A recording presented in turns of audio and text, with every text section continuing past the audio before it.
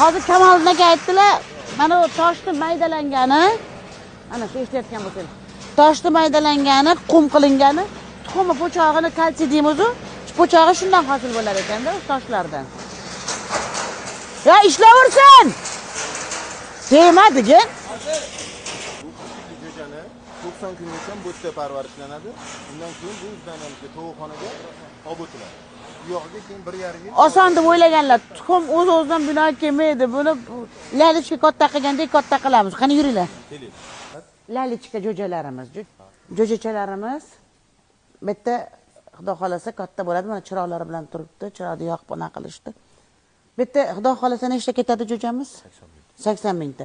Endi hali har оборудованиеga 80 mingta yetishtirib berilaveradi. Bu yoqqa beradi, undan keyin narigi texnika olinadi, yana tayyorlanaveradi. Shunaqa aylanadi.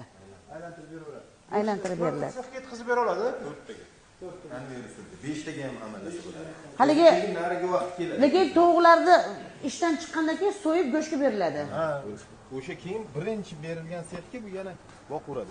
Shuni hisobiga 5 ta sexga ulgurib beradi. Go'shtni qayerga topshirasizlar keyin? Go'shtga nimaga kolbasni zavodlar bilan shartnoma tuzamiz. To'xtani ozota, shirin, rozmetr shularga bemalol ishlatsa bo'ladi. Buni go'shti yaxshi bo'ladi. Bu broiler go'shtidan ko'ra. Broilerni go'shtdan ko'ra broiler tez bo'lgan-ku, buni go'shti yaxshi bo'ladi, deyapti. Mana kolbas zavodlari bilan kelishib sotiladi, deyapti. Lekin biz hali sotmadik.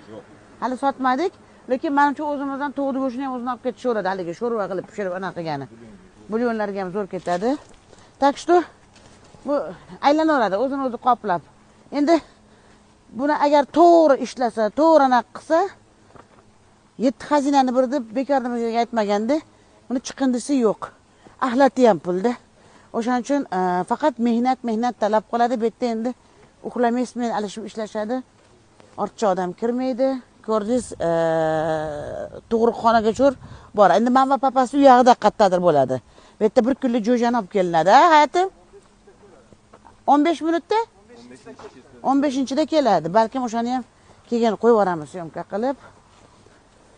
Shunaqa ishlayapti. Xullas kalom bekor yurganimiz yo'q. Klinikamiz ham ishlayapti. Men aytmoqchi, klinikaga ham bir borib ona qilaman. Klinikamizga ham o'zimiz bora olmayapmiz. Sergeliga qurib qo'yganmiz, rosa uzoq, lekin klinikamizga Hindiston, Turkiya juda katta pul tikib, оборудованиялар qo'yib, nimagadir bizni bino, bizni sharoit yoqyapti.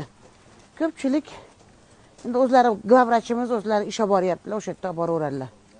Biz endi mana o'zimizni mahallamizda boshqalar ochib qo'ygan o'shalarga boramiz. Biz boshqalarning klientimiz deydi-yu. Sergeli juda uzoq, lekin zo'r sifatli narsalar o'sha yerda anaqa qilib qo'ygan. U ham ishlayapti. Xullas kalom, haligi pulni bosib o'tirgandan foyda yo'q. Topganingni tikasan, yeb o'tiraverasan. Endi lekin desalaringizki, hamma fabrika ushaganlar, zavod ushaganlar biladi. Vaqtida to'lasang, vaqtida bo'ladi, hamma narsa pul turadi. Mana gaz ham ishlatmay bo'lyapti o'sha anaqada to'qxonada.